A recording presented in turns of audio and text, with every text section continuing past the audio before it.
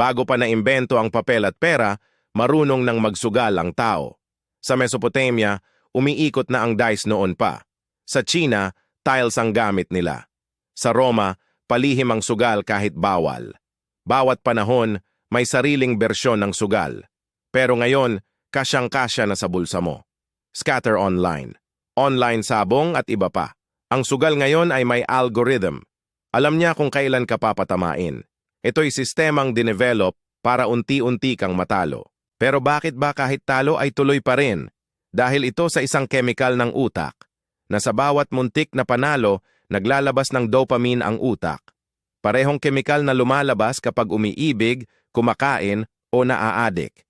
Ang panalo at talo ay hindi aksidente.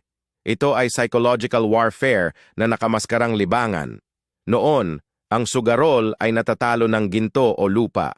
Ngayon, natatalo ang sweldo o savings, nawawasak ang pamilya na kahit di na umaalis sa kama.